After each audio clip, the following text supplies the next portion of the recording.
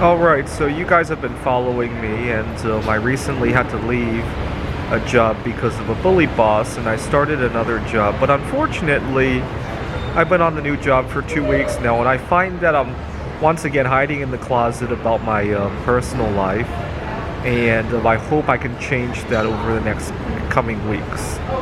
So, what do I mean by hiding in the closet? Well, my boss and my colleagues, they know I'm single. They don't know that I'm solo sexual just yet. And my boss often talks about my future in the idea that I will get married, settle down.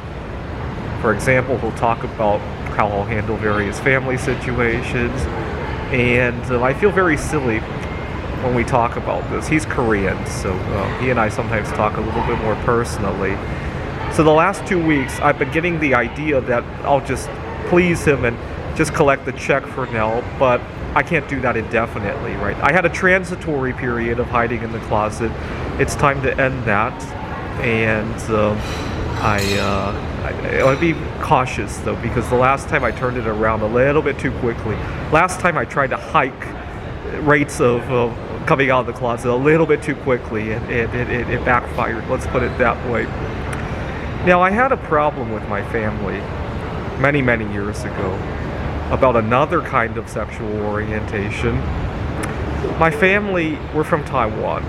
My family didn't want me to date anybody from outside of our culture, religious, race.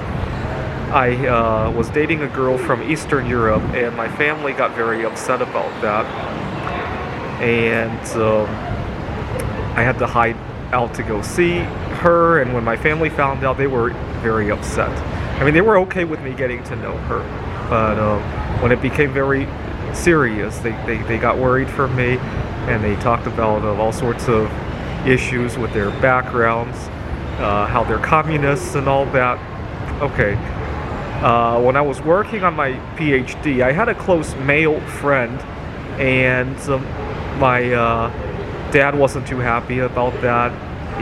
He lectured me about the dangers of HIV. I wasn't even doing anything. It wasn't even a sexual relationship. It was just a close friendship. But my dad encouraged me to stop wasting my time with him and go out and find a future wife and all that. So, and then we come to the last couple of years with my problems with being solo sexual with my family. Hopefully, I've gained some weight back, but 3 months ago I lost a lot of weight. And the reason I lost a lot of weight was because in order to get my mom to listen to me, I threatened to starve myself to death. And I had changed the beneficiary of my life insurance policy to the Desert Botanical Garden because I thought they had been very nice to me during the time I was solo sexual. Both the people there and the garden itself were very nice to me. They didn't judge me for who I was. And coincidentally, during the hunger strike where I lost 10-15 pounds, my life insurance policy turned 2 years old. Because I'm not sure if you starve yourself to death, what that counts as, right? It could be a mental health issue, or it could be suicide. So I wanted the policy to be 2 years old before the day I kicked the bucket. And it turned 2, and that's when I really ramped up the hunger strike, because I really wanted to change things, right? And fortunately, my mom responded to that. We had a good discussion.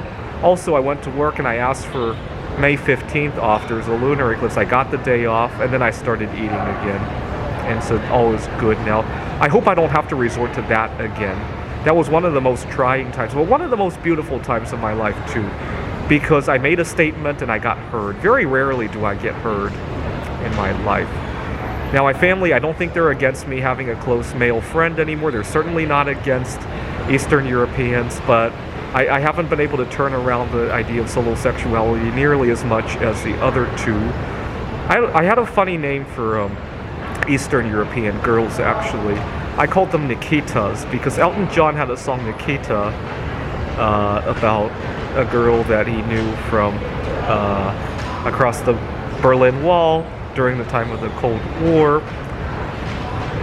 When I was a kid, and I used to love to read my dad's chemistry books. My dad's a chemical engineer, and one of my favorite chemists who I had a crush on as a kid was Mary Curie.